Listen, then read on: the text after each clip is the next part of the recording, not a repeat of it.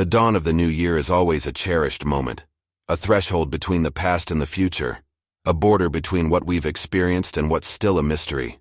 Each new year promises new hopes, new resolutions, and like everyone else, I too found myself wrapped up in this excitement of beginnings and promises. The day, however, had its own frenzy in the restaurant. The aroma of authentic Italian cuisine wafted through our working space, as the sound of laughter, banter, and clinking glasses echoed throughout the restaurant.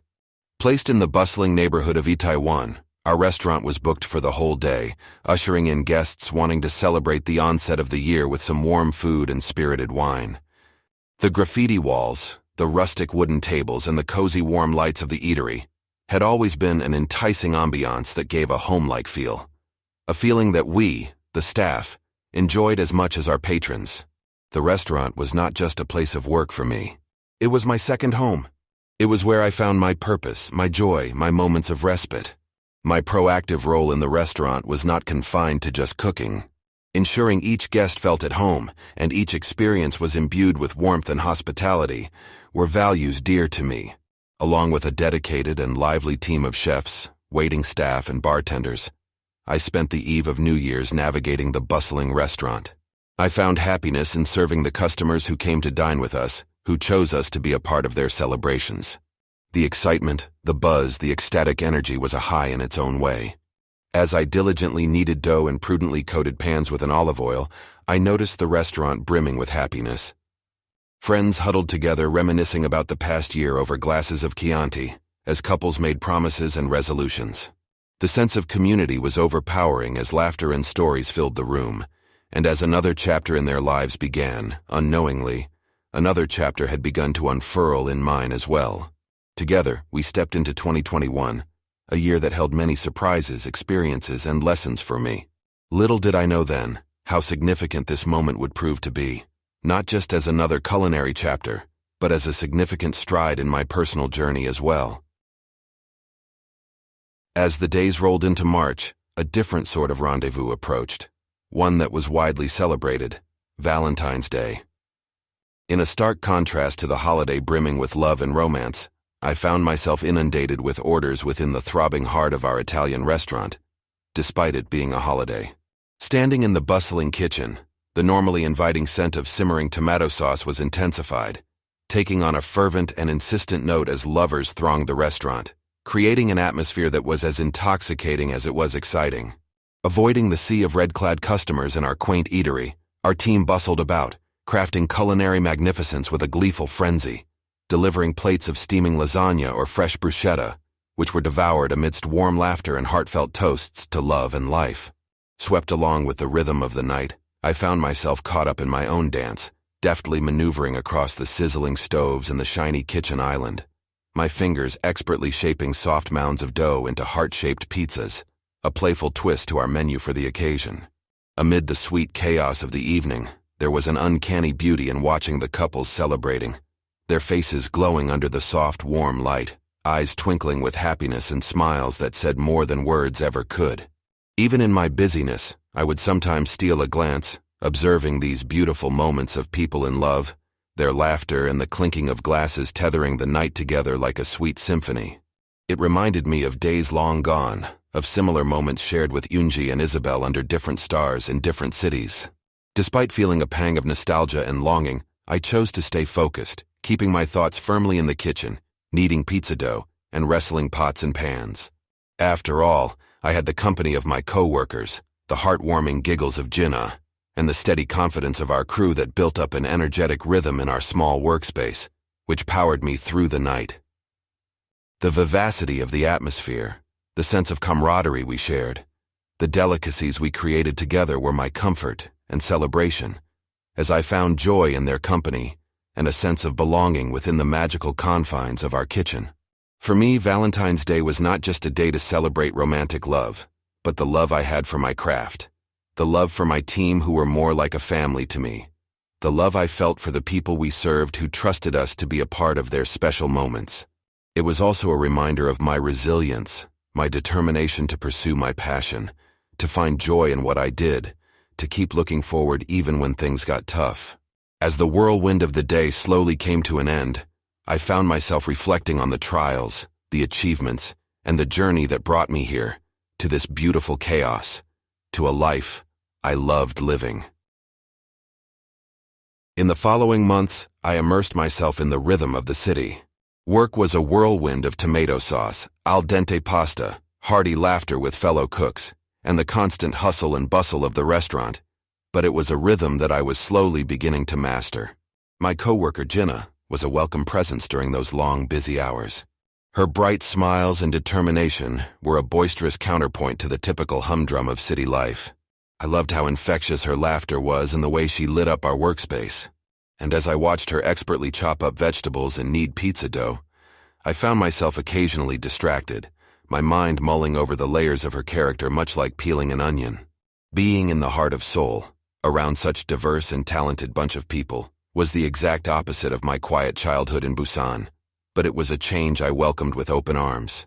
The atmosphere in Seoul was electric, teeming with life and bursting with opportunities, and it breathed life into the mundane routine of working at the restaurant.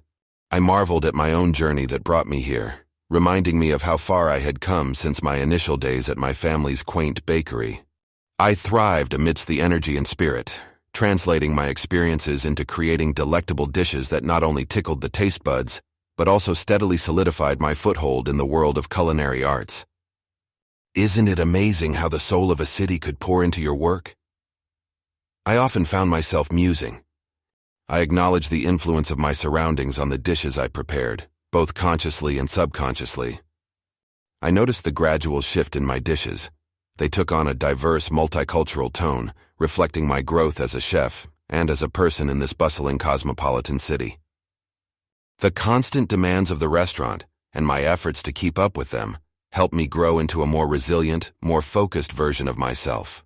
You see, I would often tell my friends, cooking in Seoul is like crafting a story, one that changes with each passing day, yet remains familiar, comforting, an echo of diversity and unity combined. I loved how this city was so different, so vibrant, just like how each dish I prepared was different yet united under the theme of love for food. Bakery-son turned restaurateur, I was discovering myself in the labyrinth of life, thriving in the heart of Seoul, every stroke of the knife on the chopping board echoing the beat of my heart, passionate, strong, and free. After all, in the end, the essence of chasing one's dreams is not just confined to the sweet taste of success. It includes the rich, varied flavors of life's experiences that add an extra zing to your journey, making it uniquely yours. As the wheel of the year turned, the approaching end filled me with a sense of contemplative joy. With the holiday season nearing, the restaurant was abuzz with a unique energy. And amid the busyness, a thought took hold. I decided to organize a New Year's party at the restaurant. How brilliant would it be to bid adieu to the old and usher in the new, surrounded by all that brings warmth to my heart, food, friends, and laughter. I thought as I shared the plan with my coworkers. If there's one thing I learned after years of hustling in the kitchen, it's that the act of cooking feeds not just the body, but also the soul. The familiarity found in the fusion of flavors, the cheer in chinking glasses and the warm faces around the table. Each element came together, much like ingredients to a well-cooked dish, to create something close to magic. Inspired, I went about orchestrating the event, a purposeful energy driving me. Checking off grocery lists, discussing menus with colleagues, negotiating with suppliers. It all felt strangely exhilarating. True to my fastidious nature, I checked and rechecked everything. And even though anxiety occasionally crept up on me, reminding me of the enormity of the task ahead, meditation helped me channel my worries into the creation of a memorable event. I remember reflecting on my journey, being the son of a baker, becoming a chef, moving countries twice, and finally, planning a gathering for those who helped shape my soul life. The day of the party, I found myself in the flurry of celebrations, soaking in the joyful laughter, clinking glasses, and sparkling lights. The festive glow in everyone's eyes and the heartfelt thanks I received filled me with a fulfilling warmth, unlike anything else. This is what truly matters, I remember telling myself. Building connections, creating memories, laughing till our bellies ache, splitting the last slice of pizza, and pouring one too many glasses of wine. This, right here, is the essence of celebrating life. Now, Years into the future, while peeling garlic or simmering tomato sauce, I recall that night. My mind paints an image of the boiling pot on the stove against the frosty Seoul night. The steam rising, twisting into shapes, a symbol of my personal and professional journey. And each time I revisit this memory, I feel a renewed sense of gratitude for such moments of connection and camaraderie. Parties and celebrations may seem transient, but level of trust and happiness they breed lasts much longer and echoes in the hush of contentment as I bring a fresh loaf out of the oven. The following Valentine's Day was a little different. No longer just a professional chef, I had a special someone to cook for, Jin-ah. They say love is the secret ingredient in every dish. With each chop, each stir, each swirl, I felt a sense of purpose and connection that seemed to flow right from my heart into the food I was preparing. Isn't love like cooking? I pondered, kneading the dough for a perfect crust. Both require patience, attention to detail, and the courage to improvise when necessary. And again, like in cooking, the end result in love might not always be gourmet, but it is always satisfying, always worth the effort. In the professional kitchen, I felt a singular focus, my sole goal being to complement the palate of our customers. But for the very first time, the kitchen wasn't just a place of precision and time-bound tasks. It transformed into a playground, an outlet of my affection, a stage where I was not just Hyun the cook, but Hyun the lover. Each fragrance I unfurled, each spice I sprinkled, each simmering pot felt like a silent love message. While taste was important, the emotions evoked were paramount. You know what's funny? I questioned myself one moment while gently stirring the tomato basil sauce. I would probably have laughed at the idea of making chocolate molten lava cake with strawberries just a year ago. But today I found myself not only making it, but also tediously curating a menu resonating with love, warmth, and intimacy.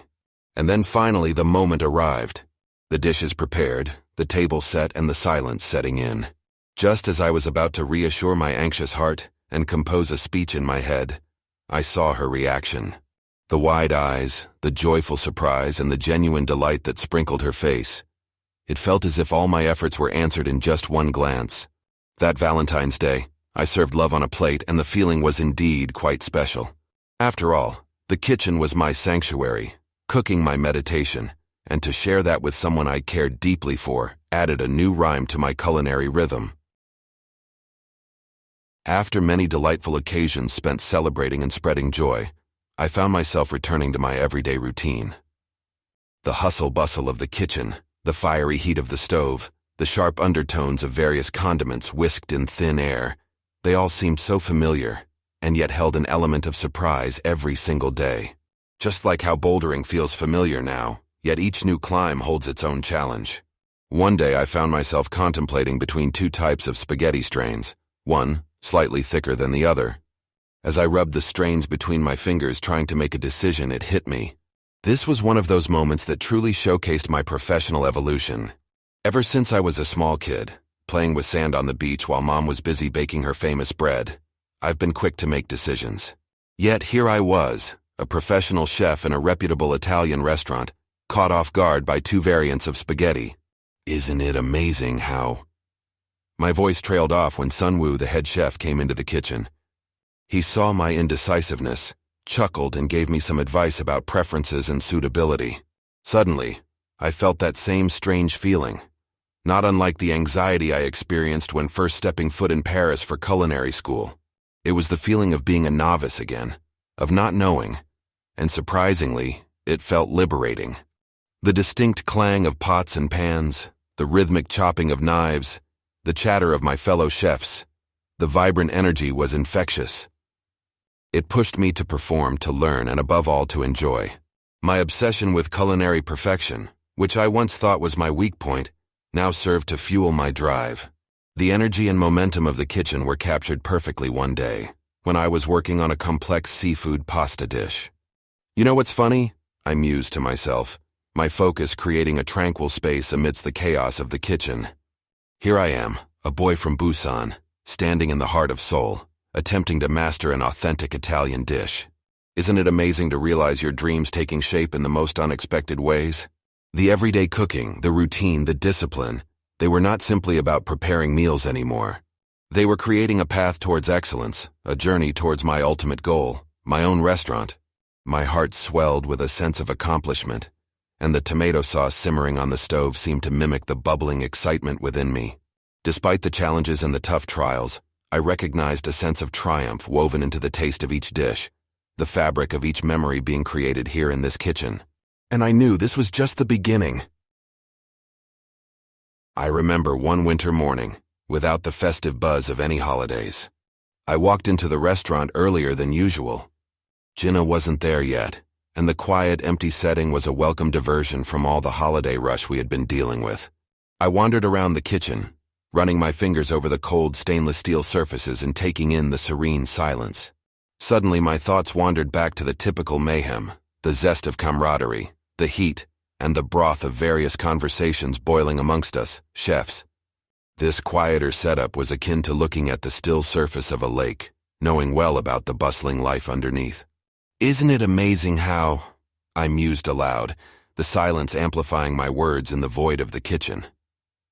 Every day we, a bunch of passionate chefs, transformed this quiet space into a madhouse of culinary artistry, and every night the kitchen claimed its tranquility all over again. It was a dance of two worlds, and I was an integral part of it.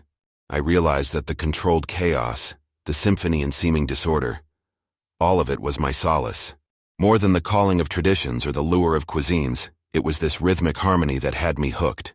I also couldn't help but marvel out loud. Here I am, Hyun song from Busan, immersed in the throbbing heart of Seoul, surrounded by a foreign culture, yet feeling perfectly at home. The spaces I inhabited had changed, the languages around me had changed, even the food that I prepared had changed, yet the essence of who I was and my goals remained a constant. It was a true testament to how dreams and the pursuit of passion could transcend borders and boundaries. There were moments of self-doubt naturally, times when the sourdough didn't rise quite right, or when the spaghetti sauce was lacking just a smidgen of flavor. But such minor hiccups never tempered my overarching drive. If anything, they honed my obsessive nature into persistence. The moments of faltering were not setbacks but stepping stones, pushing me to acknowledge, learn, and improve. They kept me grounded amidst my dizzying dreams. Sitting there in the quiet, lost in my chain of thoughts, I had a profound moment of realization. The kitchen was not just a workplace, but a mirror reflecting my journey, growth, and future. A stepping stone towards my dream of owning a restaurant. And with that thought, I felt a quiet reassurance. I was on my way, guided by my passion, honed by my experiences, and driven by the will to taste success, one dish at a time. Just like a definite recipe unfolding towards a culinary masterpiece, my life was progressing, one step at a time, towards my grand dream.